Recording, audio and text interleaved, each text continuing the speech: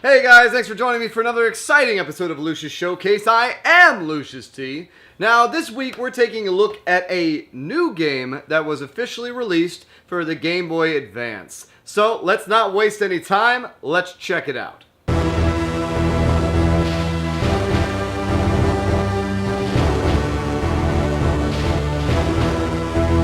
We're talking about Anguna Warriors of Virtue for the Game Boy Advance. Now, I was prepared to tear this game a new one, and then I looked into it a little bit. Turns out, it's not an unfinished Game Boy Advance game. This is actually a brand new game that was made by a gentleman back in 2008, or sometime around there, and it got released on several different systems, and I guess Pico Interactive just released the official version for the Game Boy Advance. That being said, we'll get into it. So, this game is essentially a Zelda clone. When I first turned the game on, I was immediately excited. It had a cool look to it, the dungeon was open, and I slowly discovered things. You kill enemies with your sword. After a few hits, they die. The first time you kill it, it even shows up on the screen, and then you have a sort of running bestiary that then categorizes what they have and how many hits they take and whatnot. All good stuff. However, upon leaving the dungeon, the flaws in the game started making themselves evidently clear. First and foremost, in a Zelda game, typically you slash outward, giving yourself almost a cone of protection in front of you. In Anguna, you slash inward. Therefore, instead of you getting right up close to that enemy, slashing, you're going up to close to that enemy and then slashing.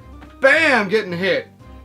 Terrible design choice in my opinion, especially for someone who's obviously trying to make it like a Zelda game, because it's very Zelda-like in general. You have items you can find like a lantern, a bow, and then they make the rest of your journey easier. You find guys in caves that will sell you stuff. They'll sell you a map to a nearest temple location. However, once you buy that map,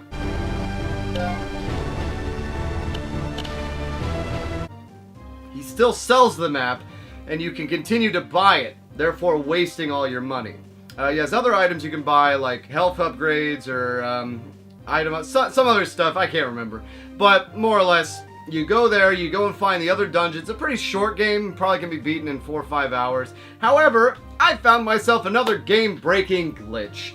What a great thing that was. So I was walking from screen to screen, and I somehow walked down from one screen up into another screen and got trapped. And this game works where you can save anywhere, and once you save you can quit. When you load your save, you're loaded back right where you saved. So I had two options. One, sit there and do nothing, or two, start over from the beginning.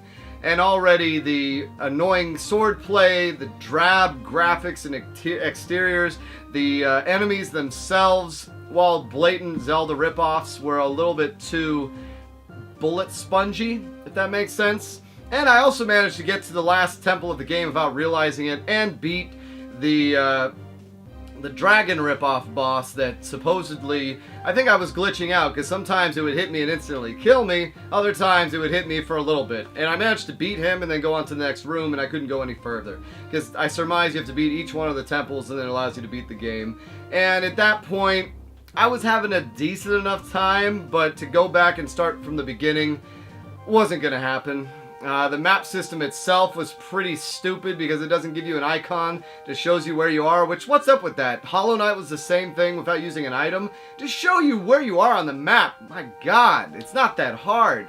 So yeah, Tolbert, I hate to say it, but I don't like your game at all. And while I'm not regretful for having it, I'm not going to play it anymore. And everyone asks me, what do you have to do to give a game a bad score? Well, here you go. Broken game, bad graphics, stupid mechanics, bad gameplay. I give this game a 4. A 4. Just imagine what lower than that would be.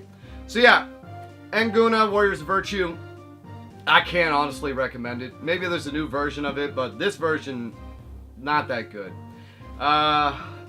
Yeah, so don't pick it up. You have no homework. And there you have it! Anguna Warriors of Virtue. Bad game. Skip it.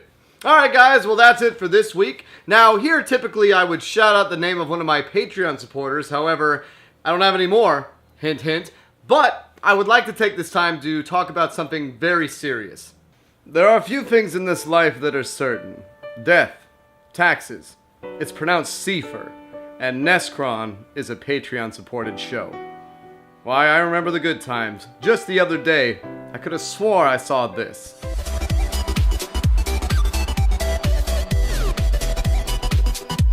Contra was released in the late 80s by developer Konami. In it, you play as one or two soldier dudes running to the right and shooting everything in sight until you get to the end of the stage and then eventually the game. NESChronology is a Patreon-supported show and would not be possible without its fellow patrons. However, it has come to my attention that, well, take a look.